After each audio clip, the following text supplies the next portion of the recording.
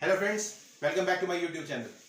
मेरे पास कई सारे 9th क्लास के स्टूडेंट्स के फोन आए थे और सभी कई बच्चों ने व्हाट्सएप करके मुझसे पूछा कि सर हमारे का एक चैप्टर हो चुका है हमारा स्कूल में, चैप्टर नंबर 8 जिसे हम लोग कहते हैं मोशन फिजिक्स का, लेकिन उसके बावजूद भी स्टूडेंट्स को कई सारे फॉर्मूलाज के अंदर और कुछ डेरिवेशंस के अंदर और कुछ बेसिक टर्म्स के अंदर थोड़े डिफरेंसेस के बीच में उनको एक्चुअल में समझ में नहीं आ रहा था कि किस तरह से न्यूमेरिकल्स को सॉल्व किया जाए, किस तरह से डेरिवेशंस की जाए। तो इसीलिए उन स्टूडेंट्स के लिए मैं एक चैप्टर नंबर ले गया हूं, मोशन जिसे हम कहते हैं। फिजिक्स का पहला चैप्टर है 9th क्लास का। तो हम लोग आज अब ये चैप्टर इसको डिस्कस करेंगे और इस चैप्टर के अंदर जितने भी न्यूमेरिकल्स हैं, जितने भी फॉर्मूलाज हैं, जितने भी डेरिवेशंस हैं, उन सबको स्टेप बाय स्टेप सॉल्व करने के साथ साथ न्यूमेरिकल्स वगैरह करेंगे। और इस थ्योरेटिकल पार्ट के खत्म होने के बाद मैं 2 लेक्चर्स लूंगा, उसमें सिर्फ और सिर्फ इस चैप्टर के अंदर किए गए सारे के सारे फॉर्मूलाज से बेस्ड न्यूमेरिकल्स सॉल्व किए जाएंगे और मैं हर एक न्यूमेरिकल के साथ साथ उसका पूरा का पूरा आंसर और किस तरह से उसको हमें फिजिक्स के अंदर जब भी हम न्यूमेरिकल्स सॉल्व कैसे करते हैं और किस तरह से हमें एंड तक पहुंचना है, कैसे हम उसका आंसर निकालना है, वो हम सब कुछ चेक करेंगे आने वाले आप लेसन्स के अंदर। लेकिन आज जो हम लोग डिस्कस करने वाले वो है कुछ बेसिक टर्म्स मोशन से रिलेटेड। अगर आपको ये बेसिक टर्म्स समझ में आ गई तो आपको न्यूमेरिकल सॉल्व करने में कोई ज्यादा प्रॉब्लम नहीं आएगी, राइट। तो आज हम शुरू करते हैं चैप्टर नंबर 8 9th क्लास का, दैट इज कॉल्ड फिजिक्स का पहला चैप्टर यानी कि मोशन। तो सबसे पहली बात आती है कि what do you mean by the term motion. अगर आपसे पूछे कि मोशन का मतलब क्या है, तो सिंपल सी भाषा में अगर हम बात करें तो मोशन का मतलब है जब भी कोई चीज अपनी जगह से दूसरी जगह या अपनी जगह चेंज करती है टाइम के साथ साथ, उसे बोला जाता है मोशन। यानी कि सिंपल सी बात, अगर हम बात करें फैन की, तो movement of the blades of a fan, ये भी एक मोशन है। गाड़ियों का चलना सड़क के ऊपर, ट्रेन का चलना ट्रैक्स के ऊपर, फ्लाइट्स का उड़ना, बर्ड्स का उड़ना, पानी का बहना, ये सब के सब क्या है? ये सब के सब मोशन है। इसका मतलब आपका जो ऑब्जेक्ट है अपनी जगह से दूसरी जगह पहुंच रहा है विद टाइम। तो अगर कोई बॉडी अपनी पोजीशन टाइम के साथ साथ चेंज करती है तो उसे बोलते हैं the object is said to be in motion. अगर आपसे सिंपल भाषा में डेफिनेशन पूछी जाए कि मोशन क्या है, तो आप लोग सिंपल एक लाइन में जो आंसर लिखेंगे वो ये रहा, if a body changes its position with time it is said to be in motion. अगर कोई ऑब्जेक्ट या कोई बॉडी टाइम के साथ साथ अपनी पोजीशन चेंज कर लेती है तो उसे हम बोलते हैं कि वो क्या है, वो मोशन में है, मूवमेंट में है। जैसे आप लोग आपकी लगा लीजिए आपकी वॉच के जो ब्लेड, आपकी जो सुइयां हैं, घड़ी के अंदर जो नीडल्स हैं वो घूमती हैं, दैट इज ऑल्सो मोशन। तो मैंने अभी कुछ एग्जांपल्स बताए मोशन के। आपको एक मैं सिंपल सी चीज बताता हूं। सपोज करिए आप पानीपत में हैं और आपने दिल्ली जाना है, तो पानीपत से दिल्ली पहुंचने में कम से कम 2 घंटे लगते हैं। तो आप 10 बजे सुबह चले और 12 बजे दोपहर को आप लोग दिल्ली पहुंच चुके थे। मतलब ये लगा लीजिए इस 2 घंटे के अंदर आपकी पोजीशन चेंज हो गई, आप पानीपत से दिल्ली पहुंच गए। तो इन 2 घंटों के दौरान आप क्या थे? आप मूवमेंट में थे। चाहे आप कार में जाएं, चाहे बस में जाएं, चाहे ट्रेन में जाएं या पैदल जाएं, कैसे मर्जी जाएं, अगर आप 2 घंटे के अंदर अंदर पानीपत से दिल्ली पहुंच रहे हैं तो इन 2 घंटों के दौरान आप क्या हैं? You are in motion. आप अपनी पोजीशन बदल रहे हैं। 10 बजे आप पानीपत से 12 बजे आप दिल्ली पहुंच गए, इसका मतलब आपकी बॉडी मूव कर गई टाइम के साथ साथ। तो इसे बोलते हैं हम लोग मोशन। एग्जाम्पल हो गया क्लियर। अब आती बात दूसरी चीजों के अंदर पढ़ेंगे हम। पहली चीज अभी है पोजीशन, कि पोजीशन का मतलब क्या है? जब आप अपनी या किसी भी इंसान की लोकेशन बताते हैं किसी को, तो उसे बोलते हैं हम लोग position. The location of an object with respect to a particular point. एक पर्टिकुलर पॉइंट को ध्यान में रख के अगर हम किसी भी ऑब्जेक्ट की पोजीशन लोकेशन बताते हैं तो उसे क्या बोला जाता है? पोजीशन। अगर मैं आपको सिंपल सा एक एग्जांपल दिखाऊं, ये देखिए, सपोज करिए ये आपका घर है, राइट, और ये जो है ये आपका स्कूल है। तो आपके स्कूल से आपके घर से आपके स्कूल का जो डिस्टेंस वो है 8 किलोमीटर्स।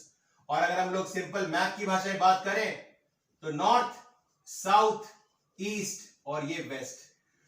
तो अगर हम लोग यहां से यहां मूव कर रहे हैं तो ये है आपका होम और ये है आपका school.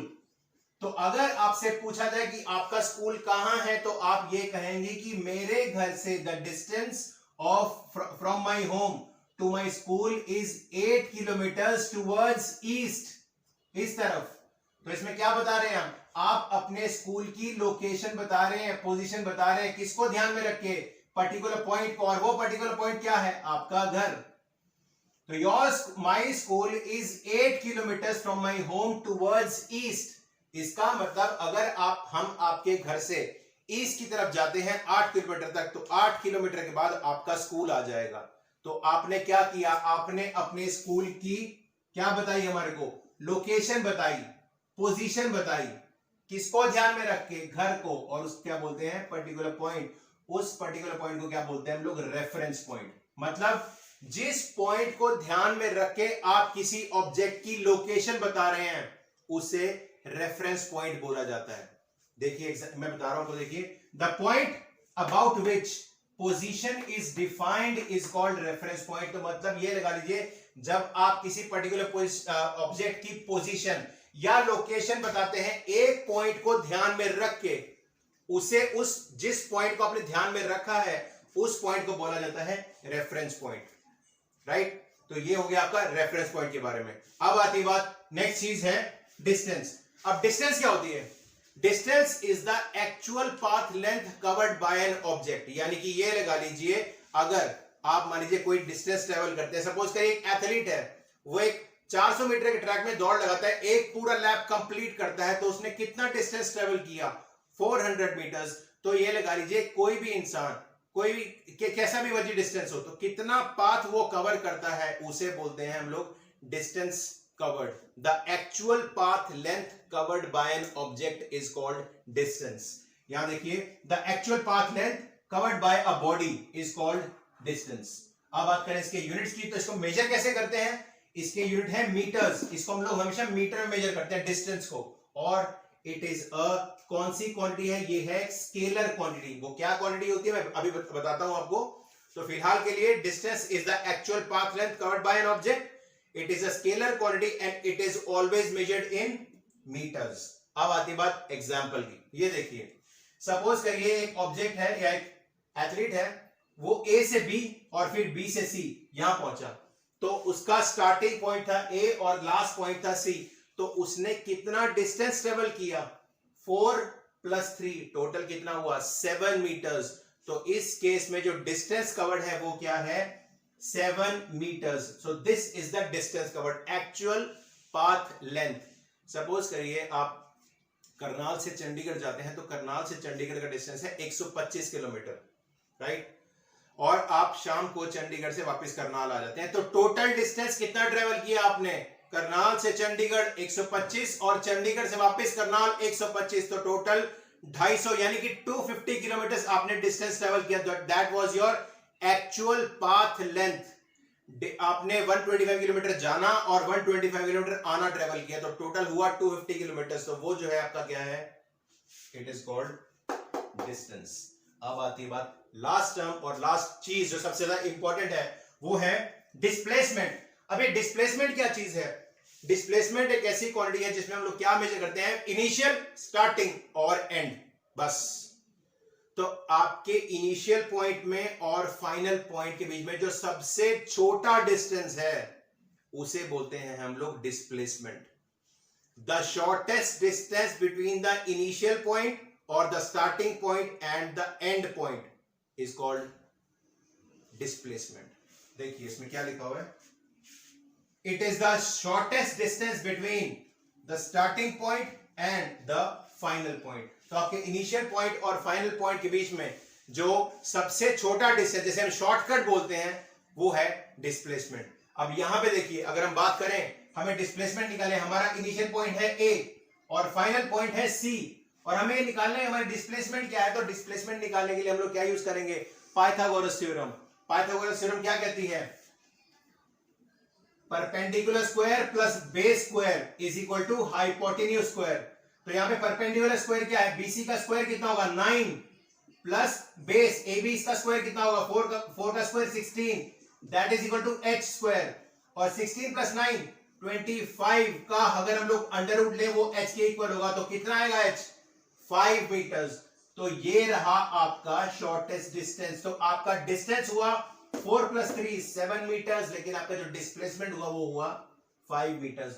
Shortest distance between the initial point and the final point, इसे बोलते हैं हम लोग डिस्प्लेसमेंट। अगर मैं भी एग्जांपल बताया था, आप लोग दिल्ली से चंडीगढ़ गए, करनाल से चंडीगढ़ गए, चंडीगढ़ से वापस करनाल आए, तो ऐसे केस में आपका जो डिस्प्लेसमेंट है वो क्या होगा, बिल्कुल जीरो। क्यों? क्योंकि आपका इनिशियल पॉइंट भी करनाल था और आपका घूम के आने वापस फाइनल पॉइंट भी करनाल था, तो आपका इनिशियल भी वही, फाइनल भी वही, क्या होगा, जीरो। Displacement zero. हालांकि डिस्टेंस 250 किलोमीटर है, लेकिन डिस्प्लेसमेंट सिर्फ 0 मीटर्स। यूनिट क्या है इसका, इसको भी हम लोग मेजर करते हैं किसके अंदर, मीटर्स के अंदर, और ये क्या है, एक वेक्टर क्वांटिटी है। डिस्टेंस जो है स्केलर और डिस्प्लेसमेंट क्या है, वेक्टर क्वांटिटी। मैं बताता हूं कि ये क्या चीजें होती हैं। स्केलर क्वांटिटी एक ऐसी क्वांटिटी होती है जिसमें हमें सिर्फ वैल्यू चाहिए, ओनली वैल्यू, और कुछ नहीं। जैसे हम बात करें, अगर मास की बात करें, मास तो किलोग्राम में होता है, तो मास के अंदर कोई डायरेक्शन नहीं, सिर्फ वैल्यू चाहिए। आपका मास हो गया और डिस्टेंस हो गया, ये होती है स्केलर क्वांटिटी। और दूसरी क्या है, वेक्टर क्वांटिटी, जिसमें अमाउंट के साथ साथ, मैग्नीट्यूड के साथ साथ हमें डायरेक्शन भी चाहिए। एग्जांपल वेट, और दूसरा डिस्प्लेसमेंट। तो जिसमें सिर्फ वैल्यू चाहिए वो क्या है, स्केलर क्वांटिटी, और जिसमें डायरेक्शन भी चाहिए वैल्यू के साथ, वो क्या है, वेक्टर क्वांटिटी। तो ये कुछ बेसिक हमने टर्म्स पढ़ी आज मोशन के बारे में। आगे आने वाले लेक्चर्स के अंदर मैं ये लगा लीजिए step by step topics cover करूंगा, और उन टॉपिक्स को कवर करने के बाद हम लोग उससे रिलेटेड न्यूमेरिकल्स भी सॉल्व करते जाएंगे। और हर स्टेप के ऊपर हम जैसे ही कोई पर्टिकुलर फॉर्मूला सॉल्व करेंगे, उसी के साथ साथ ही रिलेटेड एक एक दो न्यूमेरिकल सॉल्व कर लेंगे, ताकि आपको जो है थ्योरेटिकल के साथ साथ न्यूमेरिकल पार्ट भी का क्लियर हो जाए। और ये लगा लीजिए, आपको मेरे किसी भी लेक्चर में कहीं पे भी कोई भी दिक्कत आए तो प्लीज कमेंट में मुझे बता दीजिएगा, ताकि मैं आपकी प्रॉब्लम सॉल्व कर सकूं। और ये लगा लीजिए कि हम लोग आपको चैप्टर खत्म होने तक कोई भी डाउट ना रह पाए, राइट। तो please stay tuned, thank you very much.